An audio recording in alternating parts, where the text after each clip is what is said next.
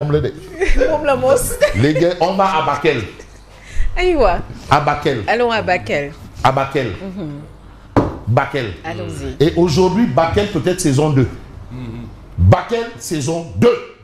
Et aujourd'hui, on a après les lâchers d'eau du barrage de Manantali. Manantali. Géographiquement, on sait où se situe le barrage de Manantali.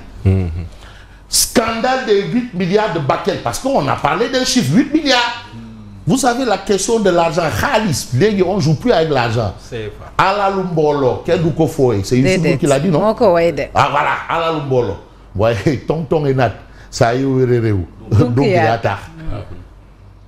Ouais, tu l'aides, moi. Alors, scandale de 8 milliards de Bakel. Est-ce qu'il y a eu du tonton et nat? Ou pas? Parce qu'il faut vous l'aider. Il y a l'air et l'air. En tout cas, on l'a entendu. Ce n'est pas. C'est vrai qu'on a beaucoup entendu. On a aussi entendu qu'il y a eu 1000 milliards dans un compte. On a aussi entendu qu'en 2 mois, je règle tous les problèmes, tout le monde sera content, ce sera la fête au village. Mais, de toutes les façons, on a entendu qu'il y a eu 8 milliards pour Bakel. Mais vous avez le maire de Balou, qui est une commune dans le département de Bakel. Oui. Balou. Mais qui demande, qui dit que Khalis de Gissounou. On n'a ni vu ni la couleur, on n'a même pas senti l'odeur de l'argent, même si l'argent n'a pas d'odeur. Mais quand on a un certain niveau là, à un certain niveau de khoslou, tu sens l'odeur de l'argent. Khalis, instant du monde, Khalis, Foumou Amrek Amnako, Posu Yassin Mom Amna. Alors, le maire de Balou dément et parle de bluff. Parce que quand même, le maire, c'est quand même le premier magistrat. C'est l'homme le mieux, sinon le plus informé. Et normalement, s'il y a eu mais une part des 8 milliards, ou le toc, 8 milliards, il aurait eu. Il aurait au moins vu ou bien aperçu de loin, même si ça dépassait 100 communes. Et 100 communes, il aurait vu. Mais moi, je dis, Fouras, il n'a rien vu. Rien du tout. Alors, le chiffre et celui qui a annoncé le chiffre. Mais sinon, la chose même, Robert, il n'a rien vu. Ça peut être en riz, ça peut être en huile, ça peut être en détergent. Fouras, en tout cas, le maire de Balou dément et parle de bluff. C'est là où Gamse Bob dit alors,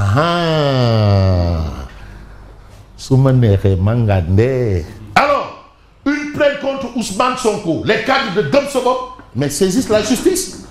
Parce que aussi la justice est là pour tout le monde. Bon, jusqu'à preuve du contraire, quoi.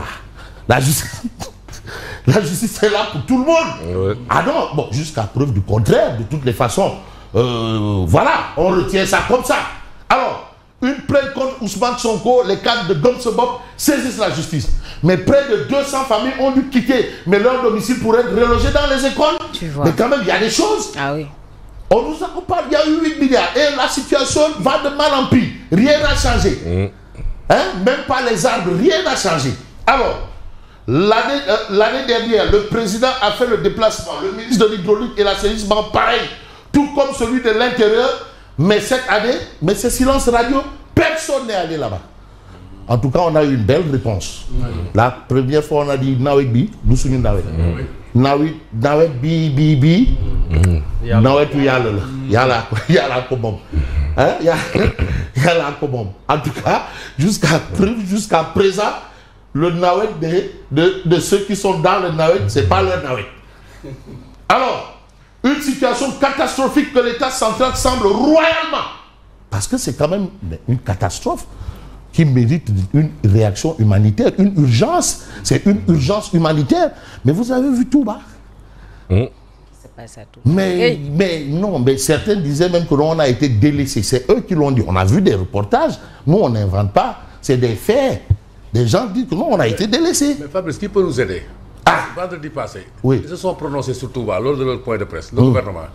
Mais qui peut nous rapporter ce qui a été véritablement retenu pour Touba? Parce que moi j'ai écouté le long du week-end, mais je ne comprends pas quelles sont les solutions concrètes pour Touba.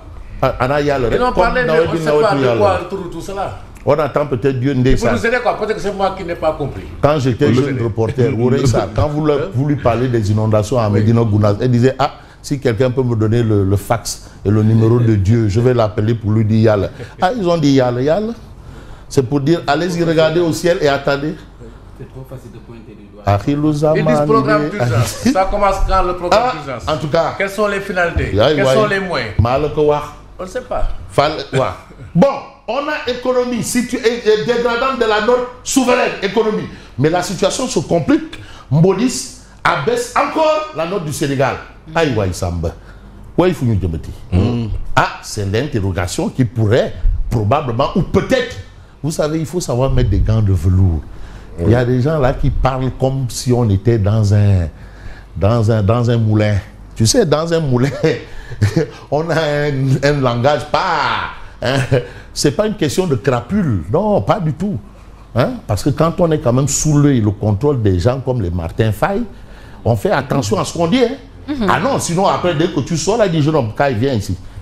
Quand tu es sous le contrôle des gens comme les Baba Diop, attention, Baba Diop. Le ramadan de Tons et Tata. Alors, on reste avec Tribune. El Malik Ndiaye, président de l'Assemblée nationale, lance un message au FMI et à la Banque mondiale. C'est la deuxième personnalité de l'État. Président de l'Assemblée nationale.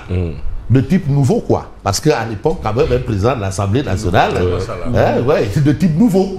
Parce que aussi, bon, peut-être qu'il y a une évolution à chacun de voir là comment l'évolution se fait, positivement ou négativement, de toutes les façons, de type nouveau. Voilà. Si vous venez, nous avancerons. Si vous ne venez pas, nous avancerons tout de même. Ça ne se passera pas comme ça. On doit de l'argent au FMI. En tout cas, le FMI, c'est-à-dire, vous venez, on avance. Vous ne venez pas, on avancera. Ça ne se passe pas comme avec ça. Ou sans vous, on va avancer. Mais Wahou qu'il faut aussi. Mais il faudra rembourser préalablement. Donc, ce qu'on le... mais Wahou qu'il faut, Wahou le centre. Que vous venez, on avance. Que vous ne venez pas, on avance. De toutes les façons, Tchoko, on avancera. Ça, c'est El Malik Ndiaye. Mais dans justement cette histoire, nous avons notre doyen et confrère Adama Gueye, mais qui considère que le Sénégal vit ses heures les plus sombres. Sombre,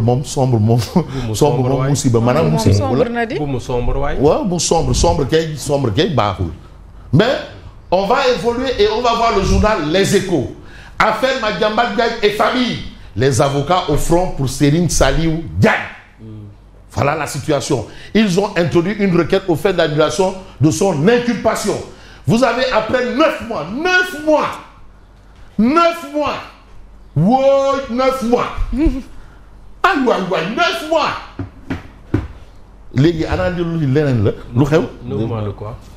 Mais de détention comme ça. Chopet, Yobu, 9 mois.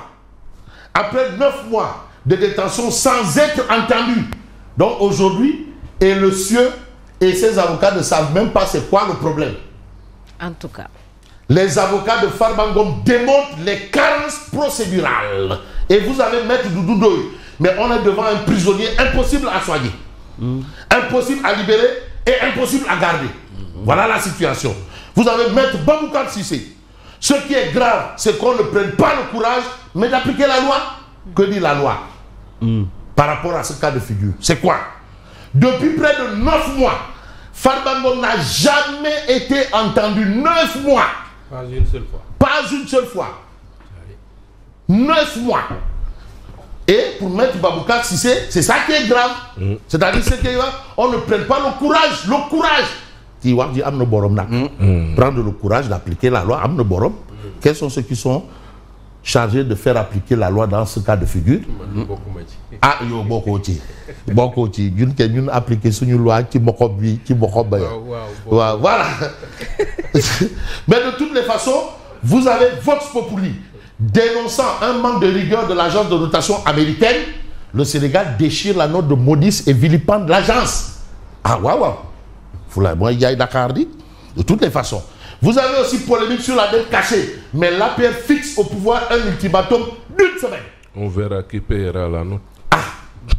Mais c'est l'APR aussi, malgré les péripéties, là, ils ont dit qu'ils ont des bombes. Ils ont des vidéos. Ils ont des révélations. Bombes avec vidéos, avec révélations. Ils attendent peut-être le bon mais pas de bon moment. On menace le fils. On enferme le beau-frère. On prend le griot. Bobby. Oui, on prend le petit frère. Le petit frère aussi. Tout ça là. Chopet Yobu. Bob, il n'y a pas de vidéo. Oui, on sait. C'est que l'un a dit l'autre. Ah, manquez cette affaire. Non, est-ce que c'est pas des pétards bouillés? Bon, demain là, c'est donc on reste avec Tribune. Maladie attestée par des experts populaires. Les avocats de Farba Ngom exigent la main levée du mandat de dépôt et s'attaquent encore à la loi scélérate et attentatoire aux libertés individuelles de la CENTIF. Mais c'est un rapport de la CENTIF. Et le rapport de la CENTIF, ils écrivent, ils disent Mamba, il a reçu tant, on publie. C'est fini. Il n'y a pas à dire, bon, mais je ne suis pas d'accord parce qu'il y a eu un souci. Non. Dès qu'il est sorti là, de toutes les façons, tu encaisses. Cours et tu encaisses. C'est-à-dire, la CENTIF, on t'attrape les mains, on t'attrape les pieds, eux, ils te frappent. Tu n'as pas à réagir. Voilà. C'est un peu ce qu'on peut relever, bien entendu. Mais en attendant, essayons de voir un peu l'évidence. Gamsebop annonce une plainte contre Sonko et plusieurs ministres. Détention de Farba, la défense met en cause la CENTIF et le parquet, Maître Doudou Ndoye. Mais on l'a mis en prison avant de chercher des preuves. On met en prison et avant de chercher des preuves. Et la preuve que le temps ne peut en aucun cas suspendre son vol. Je vais terminer avec Odia. Voilà. Odia est là, Galsen, pièce détachée. Avec tout ça, Modis veut maudire. On a le pétrole, le gaz, l'or, le zircon, les phosphates, le fer, la mer, le fleuve, des sols arabes. Voilà un peu Modis qui est apparemment vilipendé et chassé complètement avec Marie-Rose, la porte-parole. Donc, moi j'en ai fini. Marie-Rose ou Octobre Rose. Merci et bonne continuation. Merci Lucie.